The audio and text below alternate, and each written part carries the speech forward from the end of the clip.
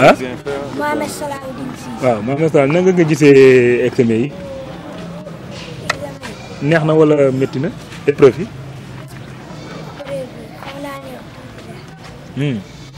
neex na. li nga def nga lu rafet. yaa ngi espère nga da nga jël première du centre. c'est bien merci. te doxal voilà noo tudd. damay taxaw nga ñëw. ah. da nga bokkoon ci candidat yi quoi. waaw. naka nga gisee épreuve yi. neex na. ban matière leen moom ngeen doon def léegi. léegi jàpp nga ni daal neex na def nga ko di nga ñaata nga jàpp ni di nga am ci moyen. jàpp naa ne dina am moyen. da nga am mention da nga jël premier du centre. première moom waaye gis naa si moom. ok bonne chance. ok merci. voilà. noo tudd. am ngeen récréation 15 minutes. naka épreuve yi. neex na trop. neex na. dafa mel ni trouvé nga lépp de.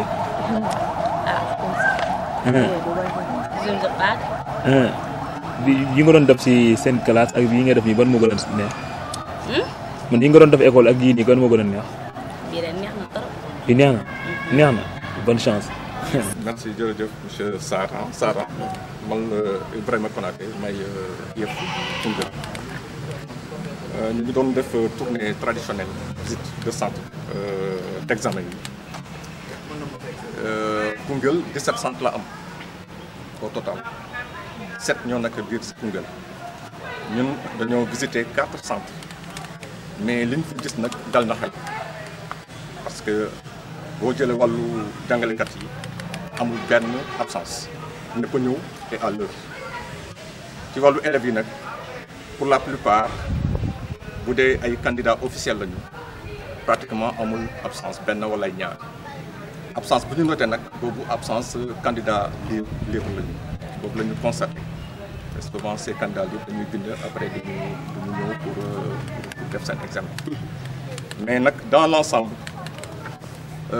amuñu benn tolof amul benn situation boo xamante ni mën nañ ko mais def mën nañu lor ci wàllu examen yi tout se passe très très bien macha allah ñu ngi en tout cas remercier l'autorité administrative moo ñu accompagner depuis le début dans le processus ñu ngi remercier également les collectivités territoriales parce que ñoom aussi def nañu seen loxo ci fonctionnement que affaire yi mën a dox les partenaires syndicats ku nekk nag béy na waaram pour que examen yi mën a dérouler dans les meilleures conditions en tout cas loolu laa amoon pour wax maa ngi ñaan yàlla nag comme ba tey alhamdulilah amuñu benn perturbation yëpp yi mën a continuer nii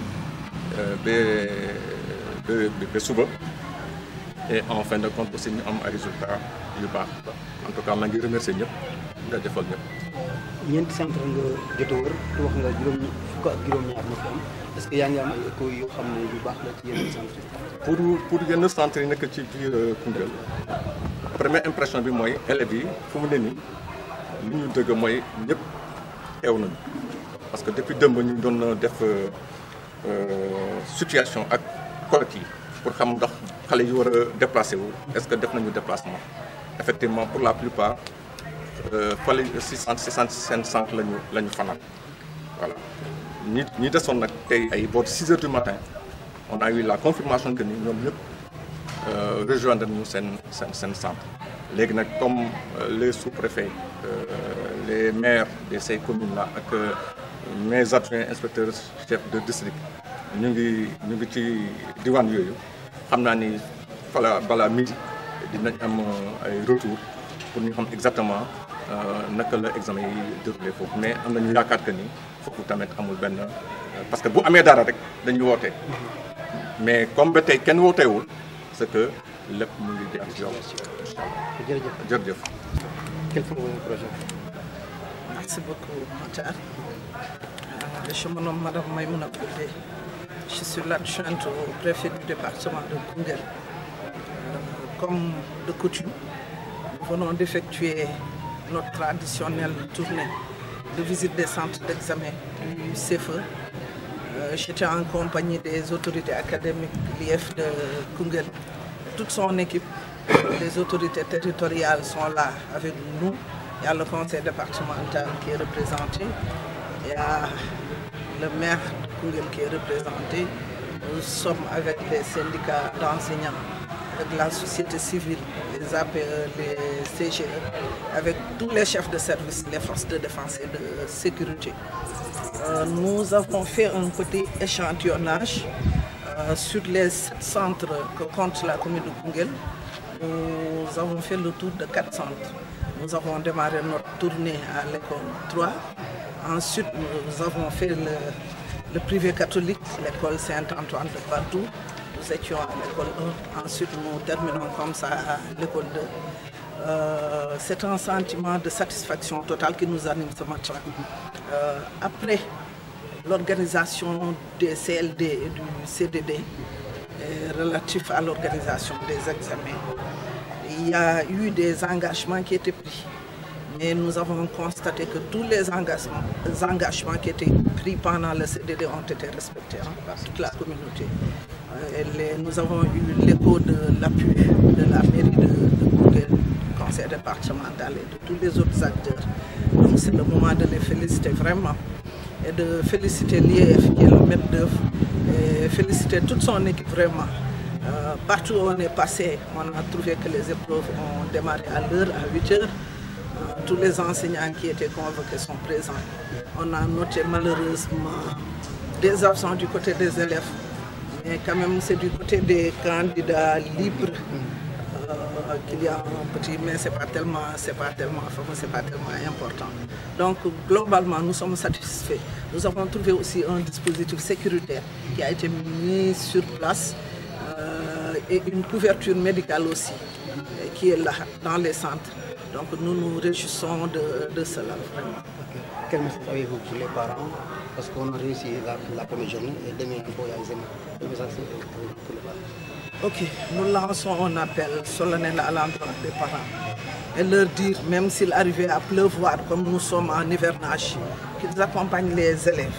Déjà à 7 heures, que les élèves soient dans les centres d'examen.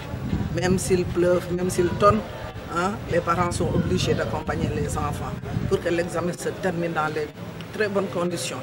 Et nous comptons sur tout le monde, vraiment, comme les représentants des parents d'élèves sont là. Ils vont lancer le message partout et on a confiance en vous, la presse, pour vraiment faire un appel à l'endroit de tous les parents d'élèves. Ce qu'il faut noter aussi, en ce même moment, il y a les sous-préfets qui sont dans les arrondissements, qui font leur tournée, mais les échos qu'on a reçus sont bons. Il n'y a pas de quoi signaler quelque part. Donc tout se passe bien. C'est le moment de féliciter tout le monde.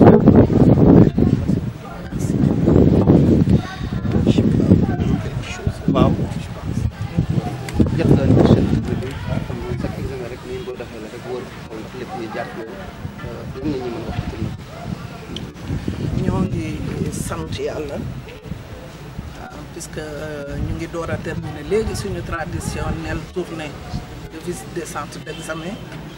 Comme IEF nu mu ko doon waxee 17 centres d'examen la ñu yor au niveau départemental.